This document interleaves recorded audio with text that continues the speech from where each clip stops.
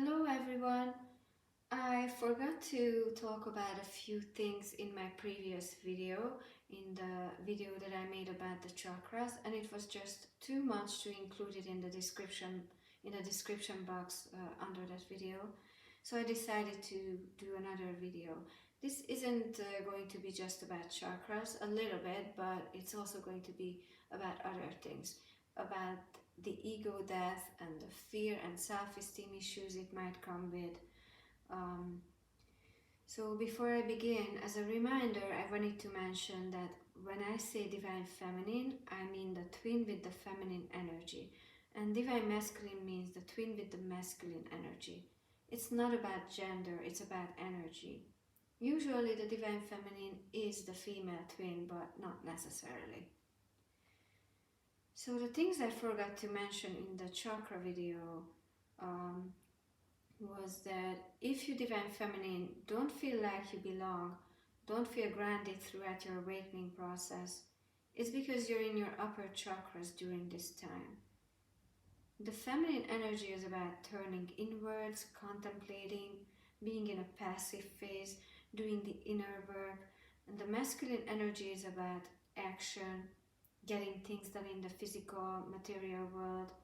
It's an energy going outward. It's about doing things that have more tangible results. You might have felt like you were getting more things done, brought things that you desired into the physical world more easily when you were with your divine masculine, because he pulled you down into the lower chakras. But then when separation began, you were catapulted into the higher chakras. And that had to happen because otherwise you wouldn't have started working on your spiritual path. You had to be forced to begin on your spiritual journey.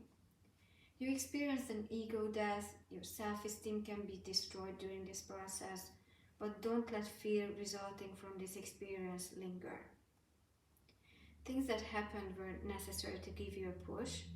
You might have been nudged toward the right path a couple of times by spirit and experienced failure in an area that wasn't meant for you. This was for your best interest. Don't hold on to fear resulting from this period of your awakening. Don't allow fear and low self-esteem to hold you back from something that you feel guided to do. The feminine's attention are sometimes pulled away from the material world and shifted toward the spiritual world because they are supposed to be the leader of this spiritual journey, the Twinflame journey. Usually the divine masculine is the one taking action in the Twinflame connection in the physical world, but the divine feminine is leading when it comes to the spiritual growth. I guess that's why you hear some card readers say not to reach out to the divine masculine, not to chase the divine masculine, and not just card readers, other people who talk about the Twinflame journey. When I ask the cards, they never tell me to reach out. I also don't really feel guided to, even without the cards. I don't intuitively feel like doing that. Sometimes I ask because I wonder if it would make any difference, but I don't get advice that would say to do that. You also hear people say that separation is necessary, and what that means is it was necessary to put you on your spiritual path, on your soul's path, to heal your emotional wounds. Just keep following your spiritual path and everything is going to be fine eventually.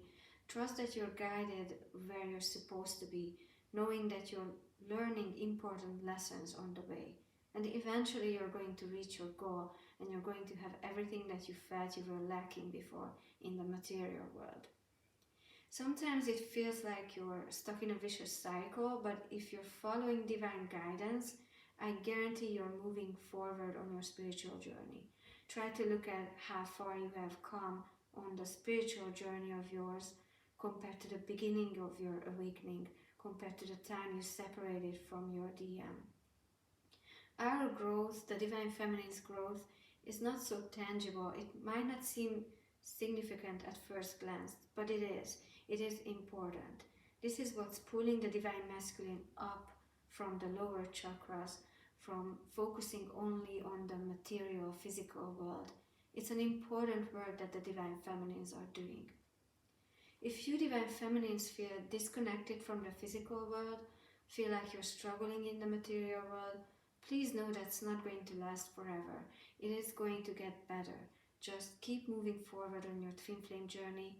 Keep doing your inner healing and don't give up hope. Don't turn your back on spirit.